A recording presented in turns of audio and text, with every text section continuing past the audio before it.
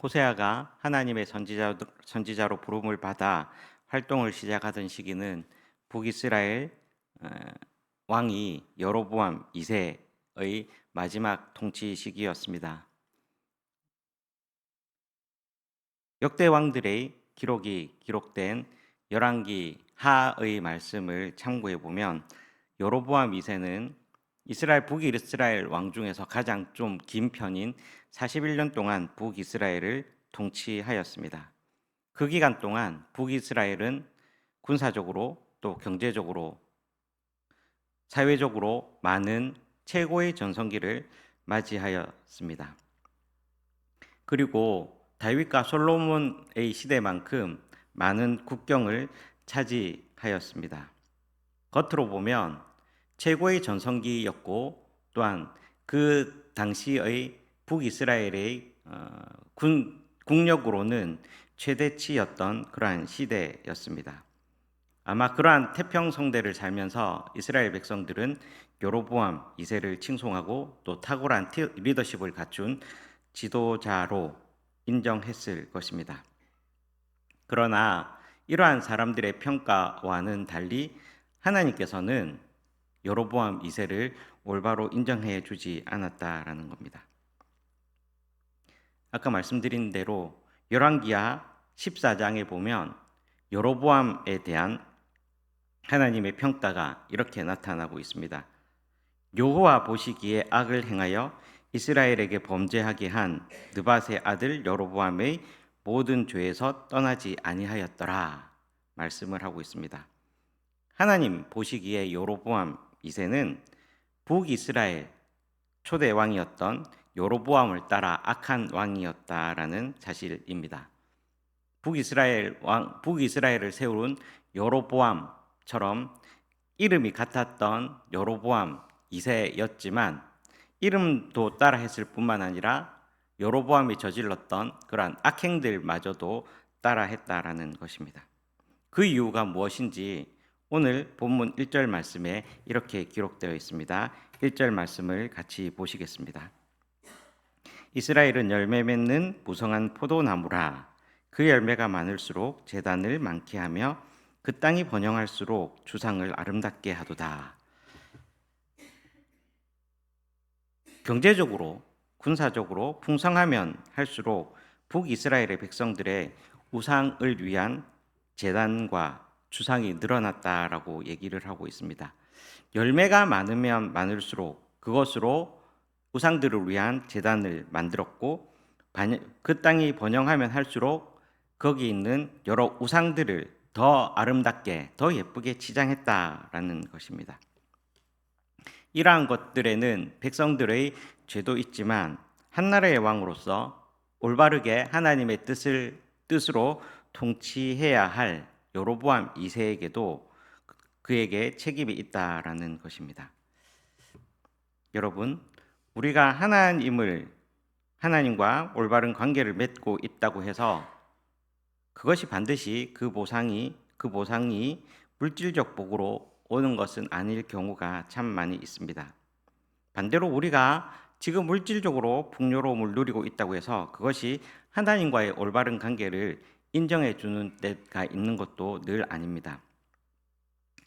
제일 이상적으로는 경제적으로 물질적으로 풍성한 만큼 그만큼 우리의 마음도 하나님과 가까운 영적으로도 풍성한 삶을 산다면 가장 좋겠지만 그렇지 못하다라는 것이 우리들의 현실이기도 할 것입니다. 북이스라엘의 현실이 바로 그랬다라는 것입니다. 경제적으로 가장 번성했던 시대, 여로보암 2세의 시대는 역설적으로, 영적으로, 사회적으로 가장 타락한 시대였다라는 것이 성경의 평가입니다. 이러한 시대에 호세아 선지자가 또 여러 선지자들이 활동했다라는 것은 중요합니다. 호세아 선지자가 하나님의 책망의 말씀을 북이스라엘 백성들에게 전하였을 때 백성들은 우리는 지금 잘 먹고 잘 살고 있는데 무슨 소리를 하고 있는 것이냐라고 비난했을 수도 있을 것입니다. 왜냐하면 이스라엘 백성들도 분명히 자신들도 하나님을 잘 믿는 백성이라고 생각했기 때문입니다. 그런데 그들의 문제는 그들이 한 마음을 가지고 있는 것이 아니라 두 마음을 가지고 있었다라는 것입니다. 2절 말씀을 같이 보시겠습니다. 그들이 두 마음을 품었으니 이제 벌을 받을 것이라. 하나님이 그 재난을 쳐서 깨뜨리시며 그 주상을 허시리라. 이스라엘 백성들이 가졌던 두 마음 때문에 그들이 수없이 쌓았던 제단들 그리고 아름답게 꾸몄던 주상들을 하나님께서 없이 하겠다라고 얘기를 하고 있습니다. 영적으로 양다리를 걸치고 있는 이스라엘 백성들에 대한 하나님의 진노와 또한 그 체벌이 이렇게 나타나고 있습니다. 이것이 비단 이스라엘 그 시대의 이스라엘 백성들만의 문제였을까요? 이스라엘의 모습은 우리에게 많은 것을 보여주고 있습니다. 잠언 30장 9절에 이런 말씀이 있습니다. 잠언 30장 9절에서 아굴이라는 지혜자는 이렇게 기도했습니다. 내가 배불러서 하나님을 모른다. 여호와가 누구냐 할까 하오며 라고 기도하였고, 또 마태복음 6장 24절에서는 주님께서는 우리들에게 이렇게 경고하였습니다. 한 사람이 두 주인을 섬기지 못할 것이니 혹 이를 미워하고 저를 사랑하거나 혹 이를 중히 여기고 저를 경히 여김이라. 너희가 하나님과 재물을 겸하여 섬기지 못하느니라 말씀을 하고 있습니다. 우리의 마음이 하나로 하나님과 재물을 겸하여 섬기지 못한다라고 얘기를 하고 있습니다.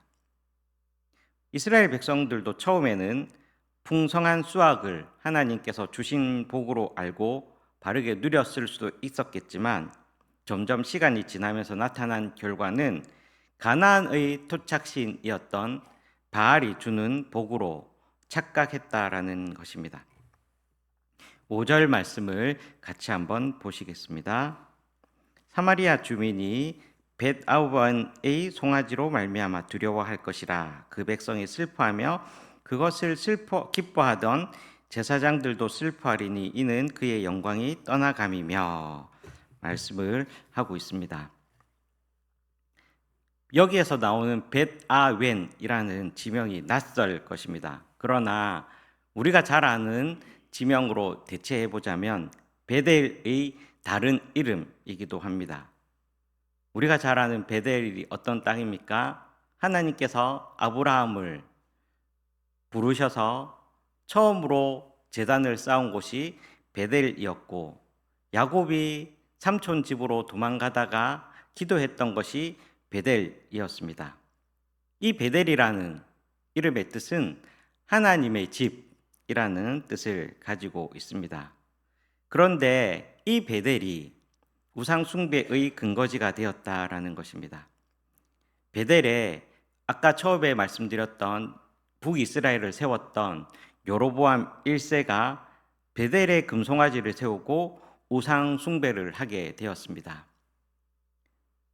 그때 나라가 갈라지면서 유일하게 성전이 있었던 예루살렘으로 성전으로 예배 드리는 것을 방해하기 위해서, 막기 위해서, 그리고 나라의 국력을 집중시키기 위해서 베델에 자기들만의 금송아지를 만들었다라는 것입니다.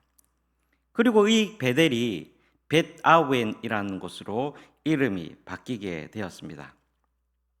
베델이라는 것은 하나님의 집이라 말씀을 드렸는데, 벳아웬이라는 것은 범죄의 집, 허무의 집이라는 뜻을 가지고 있습니다. 하나님을 예배하고 하나님을 경배하는 집에서 허무하고 범죄의 소굴로 바뀌게 되었다라는 것입니다. 그리고 말씀을 보니 8절 말씀에 보니 결국 아웬의 산당, 아웬의 집은 파괴되어서 가시와 찔레가 그 제단 위에서 날 것이라고 증거하고 있습니다. 이러한 얘기는 우리가 신약 성경에서 잘 알고 있는 예수님의 성전 파괴 이야기와 오버랩되는 것 같습니다. 복음서를 보시면 예수님께서 예루살렘에 올라가셔서 성전에서 장사하는 사람들을 보시며 성전을 강도의 구렬로 만들었다라고 책망하시며 또한 많은 장사하는 사람들을 쫓아내신 것을 우리는 잘 알고 있습니다. 아무리 숫자가 많고 겉으로 화려하게 지어진 건물이라 할지라도 그 속이 순수하지 못하다면, 그 안이 제대로 하나님의 영광을 위하여 사용되지 못한다면 허무하고 무너지게 될 것이라는 것이 우리들에게 알려주고 있는 그러한 소식인 것입니다. 베델이라는 장소 또한 예루살렘의 성전 건물 자체가 중요한 것이 아니라 그 안에서 어떠한 일들이 벌어지는가, 그 안에서 어떻게 사용되어지는가 하는 것이 중요하다라는 것입니다. 이름을 베델이라고 불러놓고는 그 안에 금송아지 숭배를 한다든지 성전이라 부르는 곳에서 기도하는 대신에 하나님의 이름을 이용하여 장사나 하고 있으면 결국 베델은 벳아웬으로 바뀌게 될 것이고, 성전은 강도의 구렬이 되어 그 끝이 파멸로 나타난다라는 사실을 우리는 기억해야 할 것입니다. 오늘날 구약시대의 베델, 또 신약시대의 예루살렘으로 끝나는 것은 아닐 것입니다. 오늘날 우리들에게 보여주는 베델, 예루살렘 성전은 어디입니까? 사도 바울은 우리들에게 이렇게 권면하고 있습니다. 너희가 하나님의 성전이다. 그리고 하나님의 성전을 더럽히면 하나님을 그 사람을 멸하시리라 말씀을 하고 있습니다. 성전은 거룩하니 너희도 거룩하라 라고 사도 바울은 우리들에게 권면하고 있습니다. 즉 우리가 여로보암 시대의 베델, 예수님 시대의 성전의 이야기를 기억한다면 오늘 이 시대를 살아가는 한 사람 한 사람의 교회로서의 우리는 하나님 안에서 우리의 몸을 하나님이 원하시는 모습으로, 하나님이 바라시는 모습으로 우리의 몸을 사용하고 우리의 뜻을 사용할 수 있어야 할 것입니다. 그러기에 오늘 호세아 선지자는 우리들에게 이렇게 얘기하고 있습니다. 12절 말씀입니다. 같이 한번 읽어보시겠습니다. 12절 말씀입니다. 너희가 자기를 위하여 공의를 심고 인애를 거두라. 너희 묵은 땅을 기경하라. 지금이 곧 여호와를 찾을 때니 마침내 여호와께서 오사 공의를 비처럼 너희에게 내리시리라. 아멘. 성도 여러분, 하나님께서 우리들에게 호세아 선지자를 통하여 이렇게 말씀하고 있습니다. 공의를 심으라 말씀을 하고 있습니다. 공의라는 것은 하나님을 향하여서는 하나님을 하나님으로 인정하는 것, 섬기는 것이라 할 수 있겠고, 두 마음을 품지 않는 것, 즉 하나님과 우상을 섬기지 않는 것이라 할 수 있을 것입니다. 하나님만을 우리의 유일한 구세주로 인정하는 것, 그것이 공의라 할 수 있을 것입니다. 또한 사람을 향하여서는 서로에 대해서 긍휼의 마음을 가지고 깊은 공감을 하며 또한 같은 삶을 나누는 것, 그것을 공의를 심는다라고 할 수 있을 것입니다. 그래서 인애로 거둔다라는 말은 하나님의 실패하지 않는 그러한 사랑을 받을 수 있다라고 우리는 말씀을 기억해야 할 것입니다. 여러분, 우리의 묵은 땅은 어디입니까? 우리의 마음밭은 어떠합니까? 하나님께서 우리들에게 처음 주신 마음을 버리고 혹시 이기심으로 또한 나의 욕망으로 또는 나의 세속적 가치관으로 우리의 마음을 묵은 땅으로 만들고 있지는 않습니까? 오늘 이 새벽에 호세아 선지자가 우리들에게 권면한 말씀을 기억하시는 그러한 귀한 은혜를 누리시기를 바랍니다. 우리의 묵은 땅을 기억하도록 합시다. 우리의 묵은 마음을 하나님 앞에서 갈아엎도록 합시다. 우리의 길처럼 딱딱하고 굳어진 마음을 갈아버려서 하나님께서 주시는 공의의 비를 받을 수 있는 그러한 은혜의 그릇을 준비하는 그러한 귀한 은혜를 누리시기를 바랍니다. 그래서 오늘 하나님께서 우리들에게 보여주시는 그러한 은혜를 누림으로 말미암아 우리의 마음이 오로지 하나님만을 향하고 또한 하나님께서 주시는 그러한 풍성한 은혜의 삶을 누리는 그러한 귀한 하루의 삶을 살기를 기원합니다. 같이 기도하겠습니다.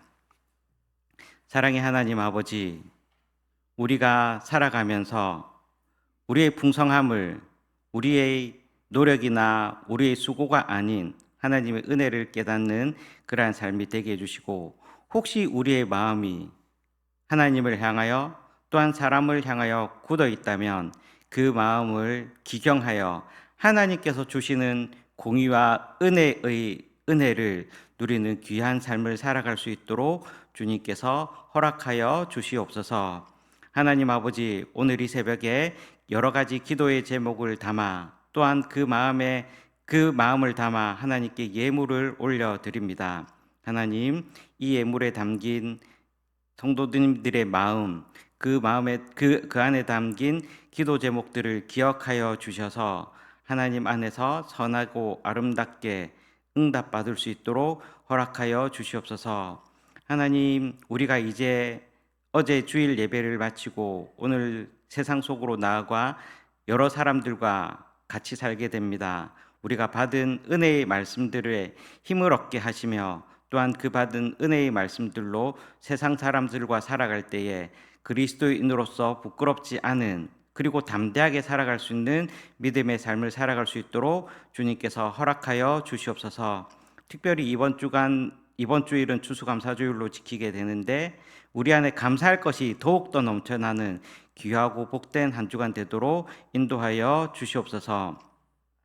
수능을 준비하는 주님의 자녀들에게 은혜를 더하여 주셔서 최상의 컨디션으로 좋은 성적 받을 수 있도록 해주시고 하나님께 영광 돌리는 삶을 살도록 인도하여 주시옵소서. 이제는 우리 주 예수 그리스도의 은혜와 하나님 아버지의 사랑과 성령의 교통하심이 우리의 마음밭을 새롭게 함으로 하나님께서 주시는 그러한 귀한 은혜의 삶을, 공의의 삶을, 인애의 삶을 살기로 다짐하는 모든 성도들 위해 이제로부터 영원토록 함께 하시기를 간절히 축원하옵나이다. 아멘. 우리 이 시간 마음을 모아 같이 기도하기를 원합니다.